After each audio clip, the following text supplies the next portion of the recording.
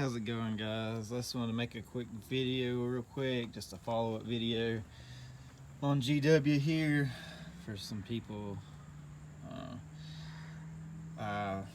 Everything's the same from the last video. The only thing that I've done different is replace I blew this 4L60E up from the last video. I was doing a burnout. I'll actually post a video of that. But I was doing a burnout and I accidentally clicked into third gear instead of second gear, and it just completely toasted third gear clutch pack, and third gear is completely gone now. So I went and I had a 4L80E sitting.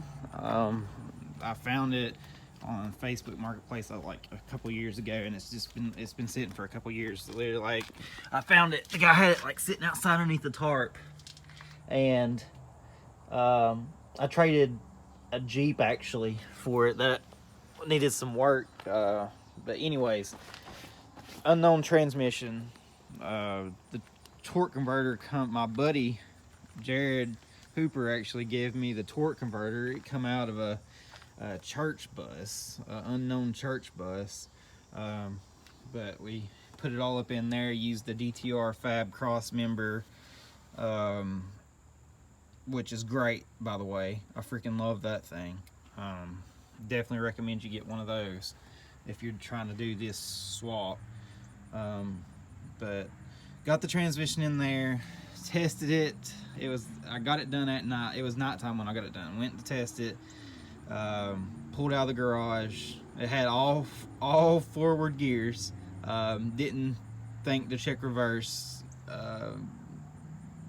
Went down the road, shifted beautiful, got back home, was super excited, went out the next day to get in it, to drive it, clicked it in reverse, and nothing. But no big deal. I'm just gonna have it rebuilt and do the HD2 shift kit, the Transgo shift kit that everybody does, and some heavy duty clutches, and probably do a Circle D converter while I'm at it too.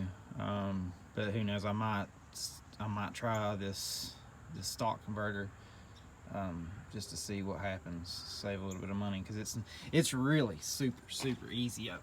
I swear, I think the 4L80E is easier to work on and change and get out of the vehicle than the 60E it was for some reason. Or maybe it was the full bell housing or something, I don't know, but it's just a lot easier now.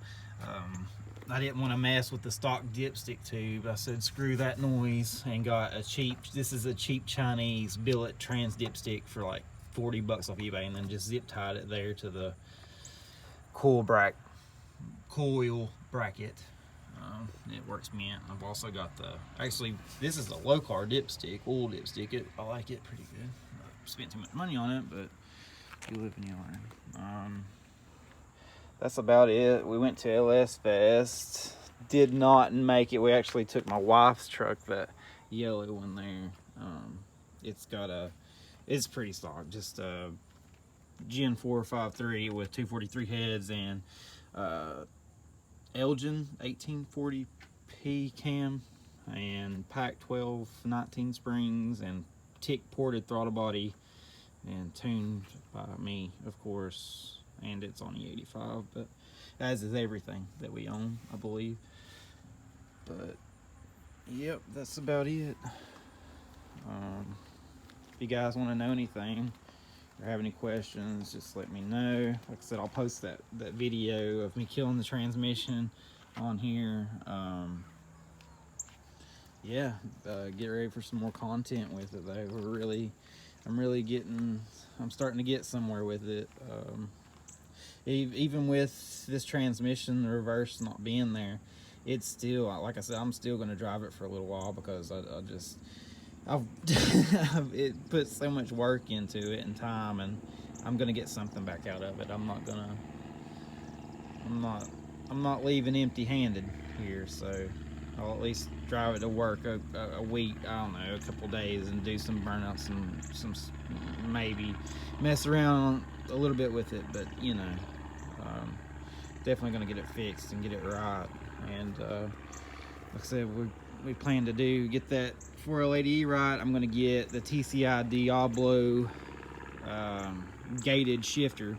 That way I never have to worry about accidentally, I mean, this 4L80E would probably hold it, but I still don't want to risk clicking into the wrong gear again or any of that crap. I got a nice AEM digital boost gauge to match my wideband.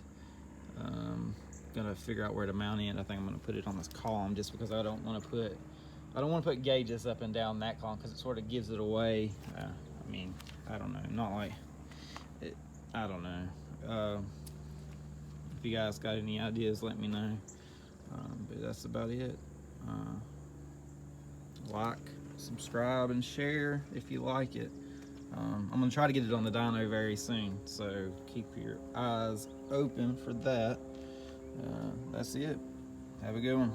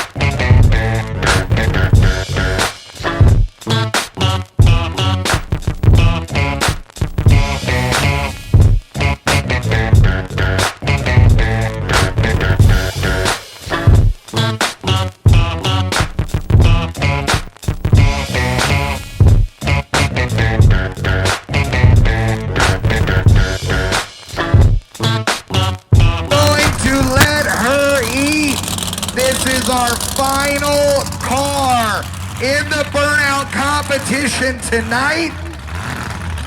Can he take the win in his very own car that he built the engine in his office at Holly? Can he take it away from the crew cab Chevy pickup?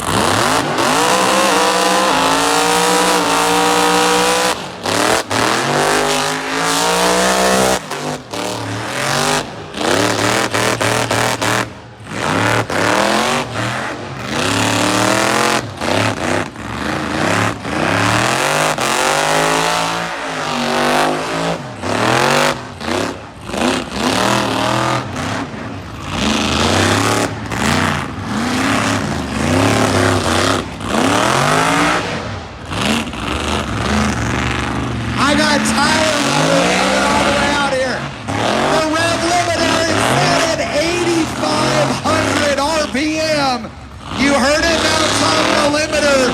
That's 85.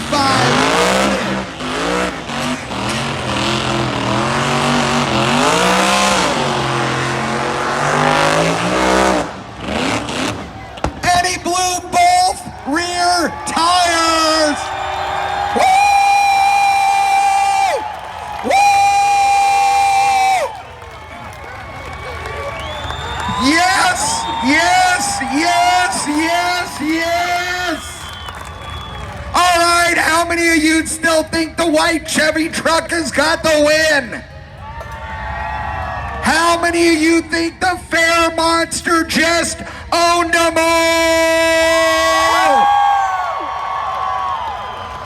Ladies and gentlemen, your LSX Burnout Challenge champion, Tim Grillio in the Fair.